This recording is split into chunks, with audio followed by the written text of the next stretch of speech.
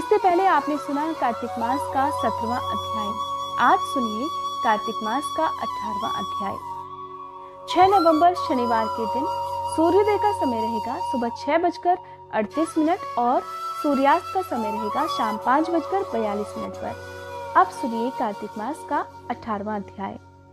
दैत्य गुरु शुक्राचार्य ने राजा बलि को बौने ब्रह्मचारी के रूप में भगवान के आने का कारण बतलाते हुए कहा, हे राजा बलि, तुम्हारा राज्य प्राप्त करने के लिए ही अदिति के गर्भ से जन्म लेकर भगवान विष्णु स्वयं इस रूप में तुम्हारे यज्ञ में आए हैं।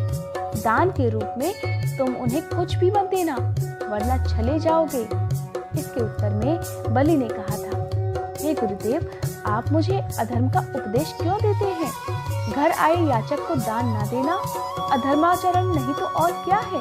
अगर भगवान विष्णु स्वयं याचक बनकर मेरे द्वार पर आए हैं तो इससे बढ़कर मेरे लिए सौभाग्य की और क्या बात हो सकती है? मैं जितने यज्ञ आदि करता हूँ वो सभी भगवान विष्णु को प्रसन्न करने के लिए ही तो करता हूँ। अतः वटुक रूप में वो जो कुछ भी मांगेंगे मैं अवश्य दूंगा। शुक्राचार्य और बलि में अभी वार्ता चल ही रही थी कि वामन भगवान राजा बलि के यज्ञ मंडप में आ ही गए। बलि ने अर्घ्य आदि देकर उनका यथोचित आदर सत्कार किया।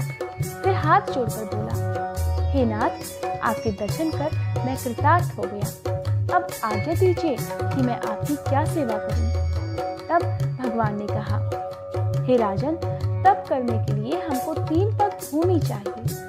ये सुनकर राजा बलि ने हंसते हुए कहा, हे बटुक, तुमने मांगा भी तो क्या मांगा? कुछ धन, ग्राम, शहर, हाथी और घोड़े आदि मांगे होते। ये सुनकर भगवान विष्णु बोले, जो कि बटुक रूप धारण करे हुए थे, हे दैत्यराज, मुझे किसी प्रकार का कोई प्रलोभन नहीं है। मुझे तो तप के लिए केवल 3 पग भूमि ही चाहिए। हे राजन, ये पृथ्वी सदैव किसी के पास नहीं रहती। सारी पृथ्वी को भोगने वाले मानधाता जैसे राजा आज कहाँ हैं? अतः मुझे ज्यादा लोभ नहीं, मात्र 3 पग भूमि ही दान में चाहिए। चंचल लक्ष्मी को यज्ञ और दान आदि में लगाकर तुम्हारी तरह जो अपना मार्ग सुधारते हैं वे धन्य हैं, और भूमि दान से उत्तम तो न कोई दान हुआ है और न कोई आगे हो पाएगा। अतः हे दानवीर राजा, मुझे अगर दे सको तो मात्र 3 पग भूमि दान में दे दो। भगवान विष्णु ने राजा बलि को समझाते हुए आगे कहा, हे राजा बलि, इस संबंध में मैं तुम्हें एक प्राचीन इतिहास सुनाता हूँ, ध्यान पूर्वक सुनो। पहले ब्रह्मकल्प में भद्रमती नाम का एक अत्यंत दरिद्र ब्राह्मण रहा करता था। उसके श्रुता, सिंधु, यशोमती, शोभा, कामिनी तथा मालिनी नामक 6 स्त्रियां और अनेकों पुत्र थे। जब दरिद्रता के कारण सभी भूख से अत्यंत दुखी हो गए, तब वह ब्राह्मण अपने परिवार सहित कौशाम्बी नामक नगरी में चला गया।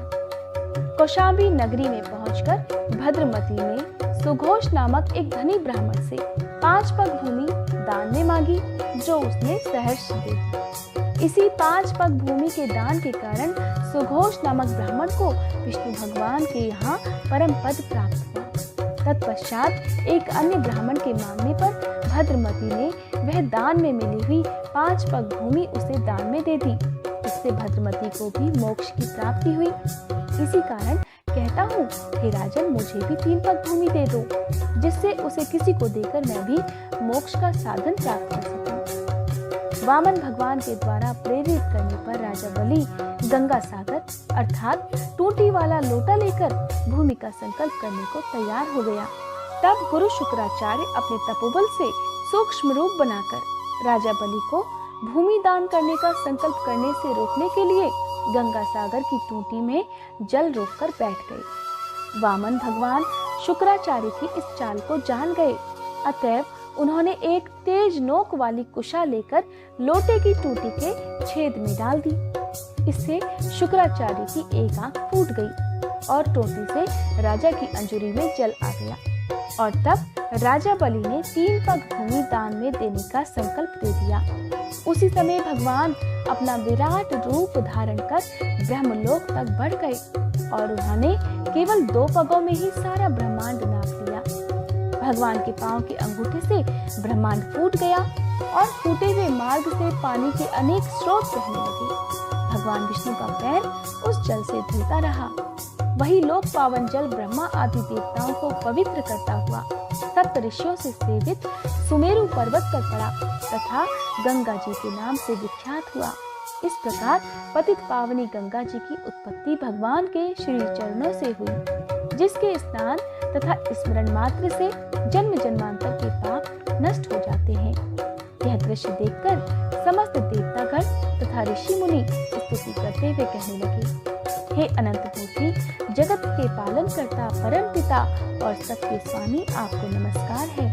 इस प्रकार स्तुति सुनकर भगवान ने उन सभी देवताओं को उनका अपना अपना स्थान दिलवा दिया और राजा को रसातल भेजते हुए उसे वरदान दिया कि अग्नि में बिना मंत्रोच्चारण के जो हवन किया जाएगा वह तथा पात्र को अपवित्रता से दिए गए दान का फल तुम्हें प्राप्त होगा।